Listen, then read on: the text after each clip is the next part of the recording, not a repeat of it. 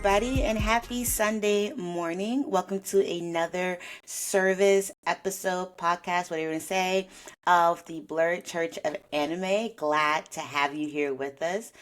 Please excuse my voice or my face, any of the things. Like, I am tired, and I don't mean in a bad way, just like there's been a lot going on the past 2 weeks. A lot of really good things that has like really made my voice a little bit scratchy, made me look a little bit tireder, but I'm still super happy to be here with y'all on this Sunday to do another message about our geeky fandoms. Who am I? I am Black Star. I am your preacher, pastor, speaker, messenger, host, co-host, cult leader, whatever you want to call me, is fine as we dig into this sweet sermon, message, inspirational, whatever. Speaking of weeks, I mentioned I had two very tiring weeks, two very good weeks.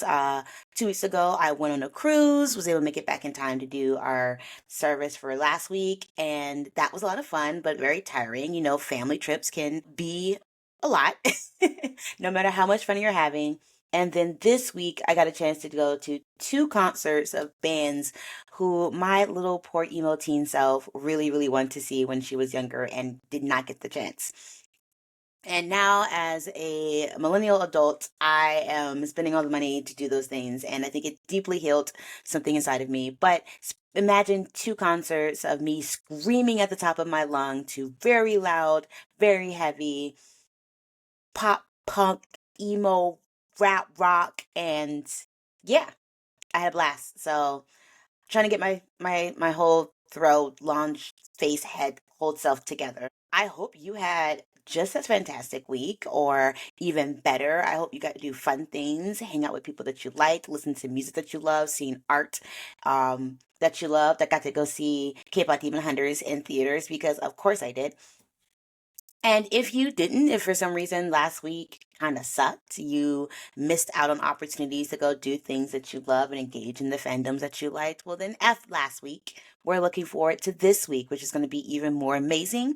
And if you need to get out there and do some great things in the month of September, especially this first week coming up, I'm hoping that that happens for you. I am sending out all the good vibes because it's almost September. Like, this is the last day of August. This is the fifth Sunday. How wild is that? It's the first fifth Sunday of me starting this podcast, these videos.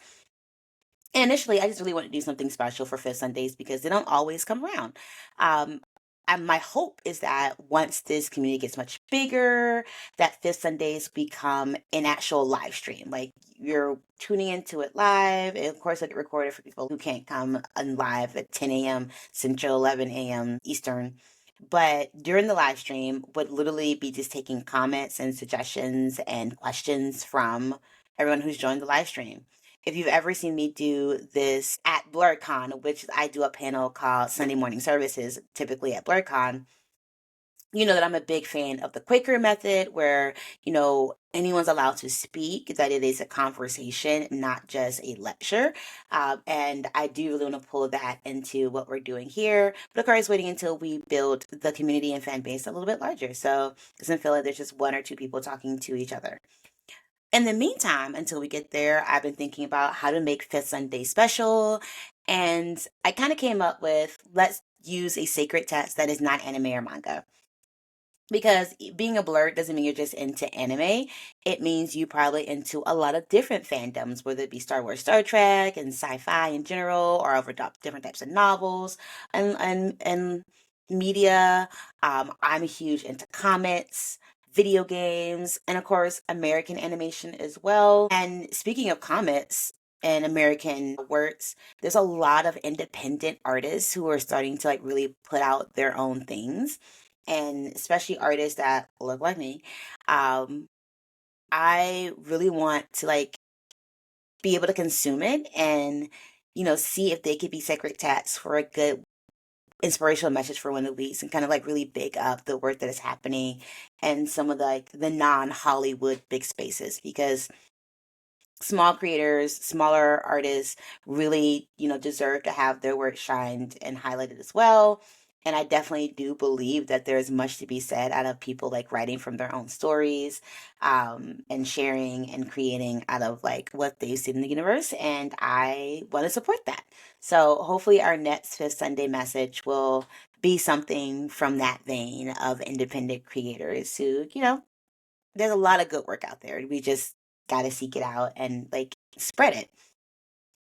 Unfortunately, that's not this week. I had a couple of titles in mind that I'm catching up to, want to be the most up to date on where the storylines were. And then this kind of hit me like a truck.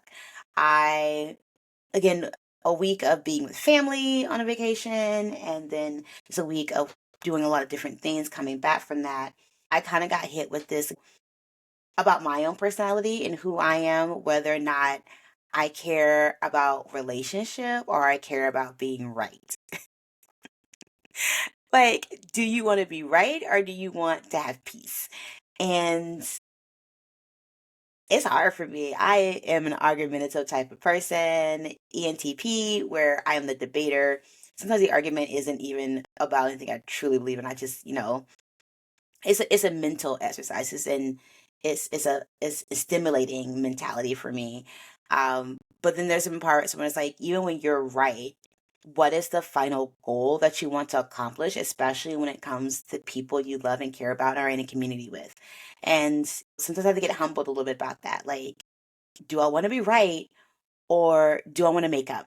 That's, and I don't think they have to be mutually exclusive, but it really came out. And so this came this came to a head where I had to think about what's a good example of being right, but also willing to preserve the relationship and how mature that is.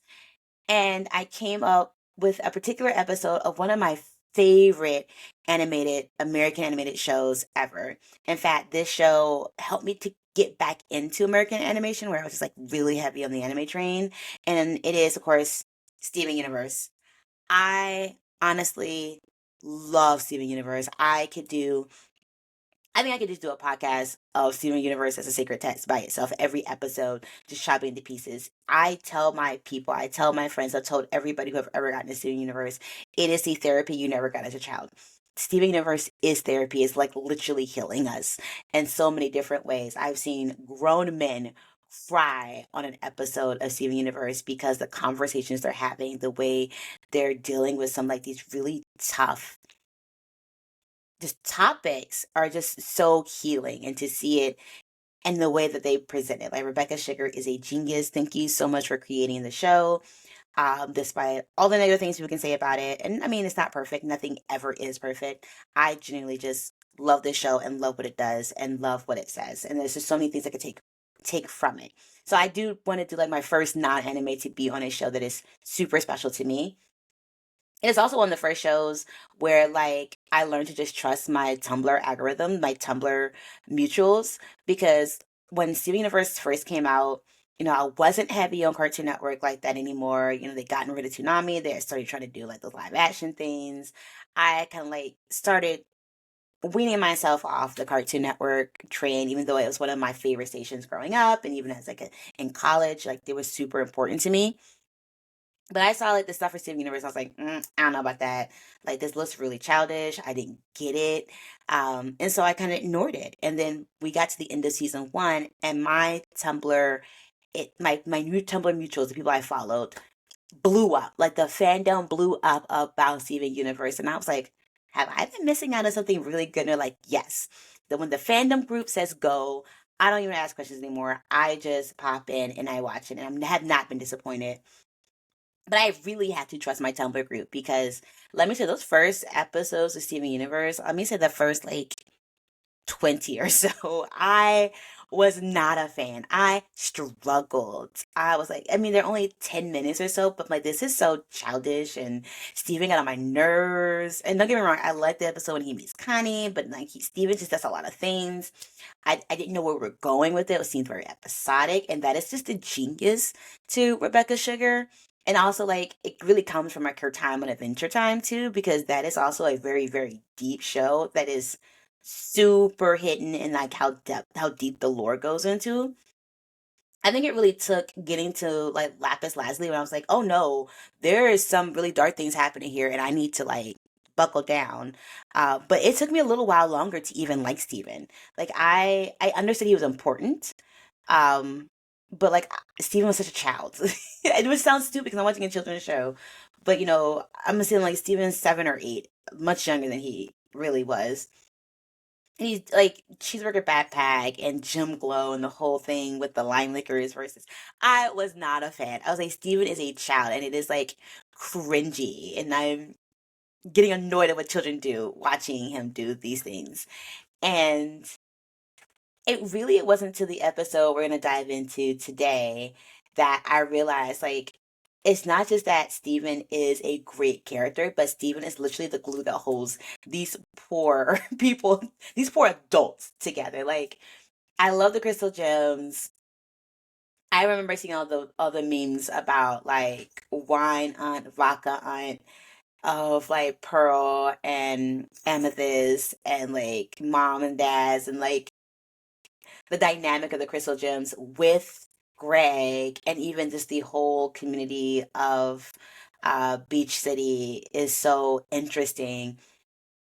And then I finally like learned to appreciate Steven. Not just be like he's the character I have to get through to get to Connie and all these other folk. Like I loved Alone Together. I thought it was such a great episode when Steven and Connie fused. It's like one of my favorite episodes, and I absolutely love Stevani. But it's a couple of episodes later, episode 38 from the first season, and the name of the episode is The Test, where I realized like Steven is super important and this would not work without him. And I think he does one of the most mature things in this series in this particular episode. So let's get into it. So if you've never watched Steven Universe, very, very basically, it's a show about a kid, Steven, who is a human and a gem. The gems are space aliens from far, far away. They are like little literal gems. You think of all like your favorite crystals from amethyst to pearls to like, and they're named after the actual gem that they are, and they have these gems in their bodies, or the gem is their body, their actual body, and then they can like project a corporal body that's more like human shaped. And Steven is very special because Steven is a fusion of a human and a gem. Uh, I'm not going to get too technical about how that happens, but it is what it is. And also some spoilers there. So Steven, having his human half and his gem half, wants to work with the crystal gems to keep the earth safe because the crystal gems, that's what they do. They came to earth to keep it safe and stop these these like monsters that are showing up that are also like gems and all these kind of things. Warp gems, they like to call them. And Steven doesn't always know how to use his powers. He is dealing with the legacy of his mother, who was the leader of the Crystal Gems, and she kind of like died so that Steven could be created and live. And really, I think most of the show is about grief and people dealing with grief. And it's another like very healing piece, especially for kids that like lost a parent very early on and never knew them. What does it mean for the extended family? Wanting to live up to people's legacies, getting over hurt feelings. Like there's just so much packed into all that this show does in 5 seasons and a film and Steven Universe feature, which is only one season. I I would say that I loved most of the characters. I'm a huge Garnet fan, if you couldn't tell. Um, I loved Amethyst. Pearl eventually grew on me. But most of the characters starting off, I really, really liked them or I was like, I don't know about them. And then by the end of the series, I could not live without a single one of these characters, to be very honest. Like, even Lars, who makes me so mad, and then Rebecca Sugarhead to go make me Lars. And you who watch the show, you know what I mean. But yeah, I think it's just a great character study. And I know people talk about Steven and the not just Steven, but like in the Crystal Gems, but we get to learn about the leaders of the gem home world. And yeah, Steven Universe talks about oppression and colonization in very weird ways. And I think the ending some people were not very happy about, and how you deal with people who colonize and get me, believe me, I get you. But I think Rebecca Sugar also come out to say that this is more so not a conversation about the political ramifications of colonization, but like how to deal with family members. And so like that's a really big piece about trying to keep relationships. What do you do when your family is bad? What do you do when your family does reject you? What do you do when your family um has very different beliefs from yourself and you want to keep the relationship? And I think that is a very different framework to look at, like how we get into the later seasons of Steven Universe and the big bads that we then get to see. But we're still in season one, and but I think that is still like the driving force in this particular episode, the test. So in the test, Steven is wants to be a crystal gem. He very early on in the first season, the first few episodes are all about Steven trying to figure out his gem powers and how to use them. And they're very sometimey. Sometimes his gem glows, sometimes it doesn't. He doesn't know how to like use his powers yet. And he wants to go on missions. He wants to be with his aunties, Garnet, Pearl, and Amethyst, and fight with them and help them save people from the monsters that they dealt with. Um, and nobody can tell Steven how to use his powers because again, he's the first half human, half gem. Like this is all unknown territory for all of them. And so Steven has this kind of complex about like being able to be useful and be going missions with the gems and be a part of the team. And of course, they're like thousands of years old. They're like older women. And Steven is like this little boy, but he looks up to them so much that he believes in this magical destiny that he's supposed to help people. And how can you help people if you're not being allowed? So very early on, and this is another thing where I realized like there's actual continuity and that you cannot like I could tell people to be like, hey, when you start watching Steven Universe, especially like older folk, like my age and older, like the first few episodes are gonna feel really childish and really stupid. You may feel like you want to skip them until you get to the good stuff. Don't skip them. Like the continuity, it is important. Like all those early episodes come back some type of way, which is frustrating but also brilliant. That you just can't skip them. But in an earlier episode, Steven goes on like one of his first missions with the gems, and it doesn't go well. Like they just don't do the thing that they meant to do. And 30 plus episodes, it comes back out when they're like, oh yeah, remember that mission that we kind of didn't do the thing we wanted to do or didn't get a chance to solve? Yeah, that was like a test for you. And Steven's like, a test? A test of my ability, and I failed the test. Like you need to give me another test. And they're like, bruh, by this time we've done all these other things. He's like, no, no, no, no. Give me the test again. Like I'm gonna pass this test. I promise you. So the gems decide that they're going to create a new test for him to prove that he has the ability to join the gems on their mission. Which, I actually applaud everybody in this situation. Steven being like, okay, I messed that up. I want another chance. I want y'all to see that like I have grown and that I can do these missions, even though he's been kind of going on missions anyway and done all these other things for 30 plus episodes. And the gems for not like just dismissing it, but realizing like Steven needs this. He needs to feel like he's accomplished something, and it was our own bad for even telling him that he screwed up that test in the first place. Because you had no idea it was a test. You just like, I gotta go on a mission. Yay! And they screw up it. So they create this test, three different rooms, each set up by the different gems, Amethyst, Pearl, and Garnet, and he has to go through these rooms and accomplish these things, and that will be his pass the test. And Steven, and they do it in the special room in the little temple that they have, blah blah blah, it's magic, just go with it. Um, so they set him up, and Steven starts going through the test in three different rooms, and he is serious about it. Like he is doing things he can figure out. Oh, this test must come from Amethyst. This test must come from Pearl, because this making me use my brain. There's like it's kind of like your typical RPG kind of like puzzle solving kind of quiz. And for Steven to use like his abilities and do different things, it's cool. Like I think they're actually really really cool tests.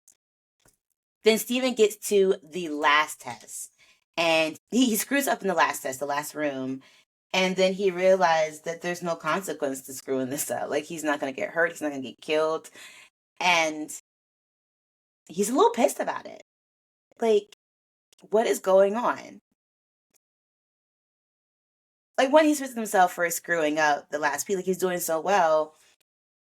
And he's also pissed that, like, it didn't stop the test. Like, the dangers that he thought were in the room were not they were not real dangers. And of course, like, that made sense for his guardians, because they're not gonna, like, literally maim this kid. Like, it's a test, you know? Even the test they chose from earlier was something they thought was super simple and would be non-consequential. And then Steven starts feeling a ways about it. That, like, they don't trust him, that they don't trust his abilities, they don't think he can do this. And the more he goes between the three rooms and he realizes that this is all just like a game, it feels like a carnival game to them, that it doesn't matter what he does, is the test is kind of like built for him to pass. He gets more and more incensed. And I'm gonna say right there, Steven is right. Like, when you're putting your best effort and to find out, like, whatever you did didn't matter, you're gonna get passed along anyway, feels really, really bad. It feels horrible.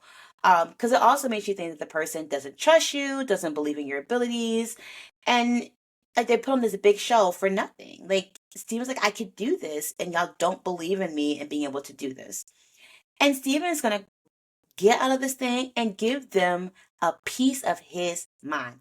I am here for it. I am like, this is super rude. Let's go, Steven. And then he's like at the point crawling in the woodworks of this whole test. And then he hears the gems discussing their test. And they're not, laid back, being like, ha ha ha, Steven's gonna do this, whatever. There is a sense of anxiety around them giving him this test, where they're like, he should have been done by now. I hope it's not too hard.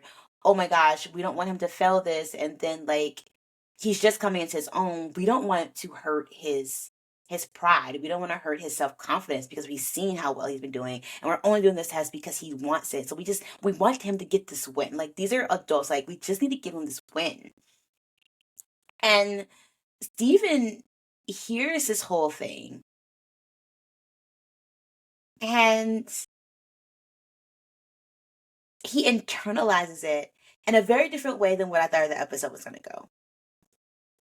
So he goes through the whole he goes to the thing, he goes through the last the final three rooms all over again. See that this time he's done them like 100 times, really, like, picking out all the ways that this is, like, all BS, that this is just an easy, they didn't really trust that he could do it.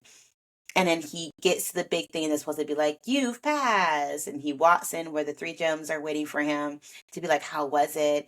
And I feel like Steve's about to be like, why would y'all lie to me like this? Like, have trust, have faith in me that I can do this, and blah, blah, blah. And instead, Steven starts gushing about the test and, like, how hard it was. Like, he took that energy from the first time he started temping it and, like, gave it to him, like, I think that I saw that you wanted me to do this. And it was like, ah, ha, ha, I want to do that. Like, he makes it sound like he ran through this adventure and he learned so much, and that he didn't. He thanks them for doing this. And they have no idea that Steven knows that this test was all fake.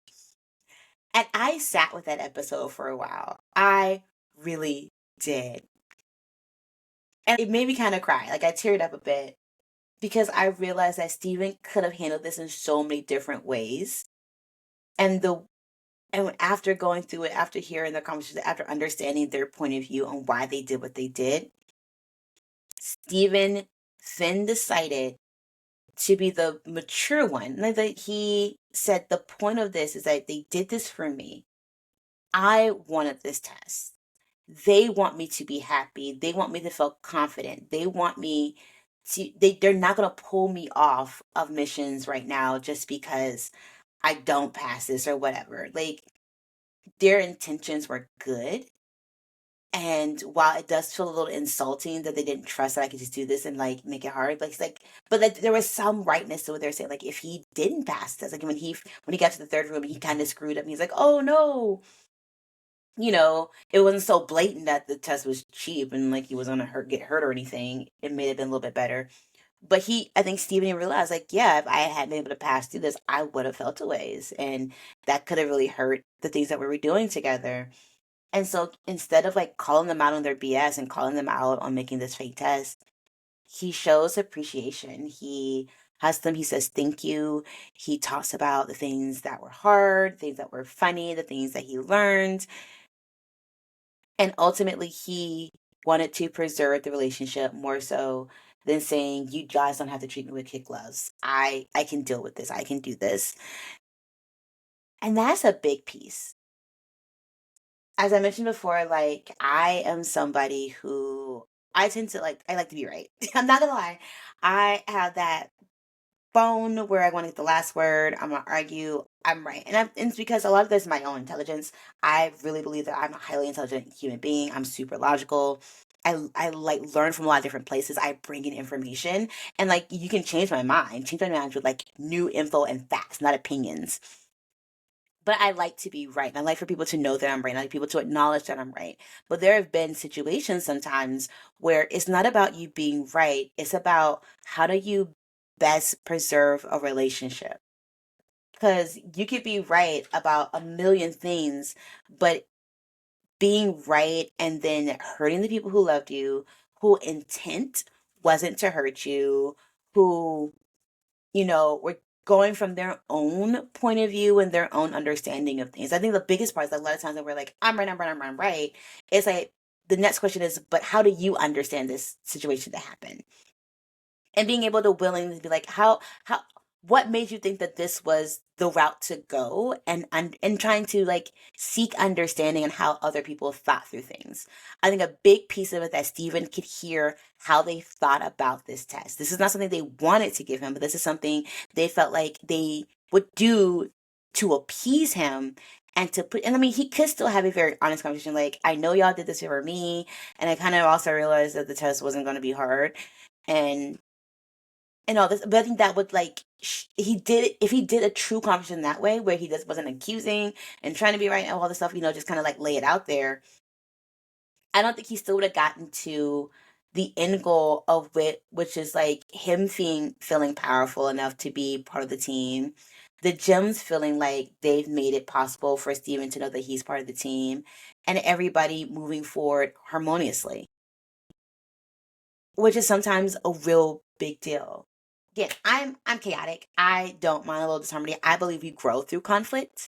I do not run from conflict at all, but I am learning in my big age that sometimes the conflict isn't necessary if my main goal is to get to this thing. Like, will the conflict bring me to the main goal and keep the relationship with the people I need to be working with in order to make that happen? And there's a lot of things to just kind of like review and think about it. Like, again, Pearl, Garnet, and Amethyst are not being mean. They're not intentionally trying to devalue Steven. Like, that is the opposite of what's happening. And yes, I know like impact matters more than intent. But like sometimes the impact can be lessened if we knew what the intent was and this is someone misunderstanding the assignment. And I don't think the Gems misunderstood the assignment either. Like, Steven wanted a test, but Steven wanted a test that was consequential. And they just felt like this isn't the time for us to give you a consequential test. Like, we're already in the midst of things. We've already had to deal with like the lapis lazuli situation, with like going to space, and you've already learned about fusion. Like, there's so many different things that have already happened at this point. Like, this test wouldn't have done anything to negate all of that. But they still understand that Steven had a need, so they're trying to fulfill it. And I think Steven recognized that they also have a need. They have a need that they need to empower Steven. That they want him to feel like he, again, is part of the team, that they do rely on him. I mean, they're still going to protect him because that's their baby boy. Like, Steven is this precious little baby bird that they all, in their own different ways, both Garnet and Amethyst and Pearl, try desperately to protect out of different reasons and different relationship with his mother. Um, and that's something they do have to deal with. But having that conversation right then and now after that test would not have gotten to that. We would not have been able to have this conversation later on. And I just think this is one of the really key moments in the Steven Universe lore where you kind of see that like Steven is the glue that holds these like very highly strung, yes, even Amethyst is very highly strung people together. He is the glue. Cause they I cannot stress more in this episode of when I seen it. That's like this show doesn't work with these conflicting personalities, with these folk who are a little bit leaderless and trying to figure out how they move in this world that is not their own, so as refugees, as you learn later on, without the Steven optimism. And I know I say a lot of this a lot of times on the channel that like when I am nobody's punching bag, I am nobody's shield. Like, and I that is really a reference to Steven Universe because I do think that Steven a lot in this show was the human punching bag, like his main weapon being the shield, and eventually he gives his sword to Connie. As someone who can take the brunt of a lot of the conflict and still, you know, be able to take those hits and say, okay, are you done beating me up now? Let's have a conversation, let's talk through it. Like that is definitely Steven's approach. And I don't think it's a bad approach. I don't think it's approach for everybody. That's the problem. Like I do not like seeing people be doormats. I do not like seeing people be bullied and ran over. But I do think there is a special place for people who have the strength to stand up and be shills in the sense to like take that hit and redirect it to like, I understand that you're angry. That punch showed that you're angry. Now what can we do about you being angry? Because that was the magic that was Steven more than anything. Is all these adults and all these people and all these gems and all these folk having big feelings and Steven being a safe space for those big feelings, even though in a lot of times he's the youngest there. It is wild. It is absolutely wild to me. And again, not a strategy I would recommend to most people, and also the people who are there to take up to take on the weight of the world for their families, for their friends, for their communities. I'll also say like that is still very dangerous, and I appreciate like your service, but you still need to find a space to release that and to like make sure that you are respected and loved, and that you also still need a safe space. And I think that is what Steven Universe does. Steven Universe Future, the show, I think shows what were the ramifications for Steven always being the special chosen punching bag for everybody, and that there comes a part where like he needed space for everybody else to like take on Steven's energy from all like the transference of things that they've given to him over the years. And that was very healing for me too. Like I think a lot of people do not like Steven Universe Future, but for me, I think that series is very well necessary for me to be like, okay, and Steven's in a good place. Steven's getting therapy. Like he needs it because there's a lot of ways where this kid took on very mature and adult roles and took on very mature and adult emotions and supported some very traumatic things. And when I say support, like he was the support system for people who were dealing with traumatic things. And that bright optimism that he has as a young kid, which is great. But he still needed a place to process it. And that is true for everybody who's doing that work. So, as me, as someone again who is a bit more confrontational, I do think back to this episode and think like, do I want to be right or do I want to have relationships? And do I really want to like get to the goal that I have in mind in this? And then some days I'm like, yeah, I just want to be right. I've had partners where I ain't care we broke up. I just want you to like to admit that I was right at the end. And then there's sometimes in the partners where I'm like, is this argument even worth it right now? Is there a place where I can be a little bit more, have a little bit more wiggle room? And even though I can say some things that like proves my point, is it getting me to the relationship that I want to have with these folks? Is it getting me to the final goal that I want to have?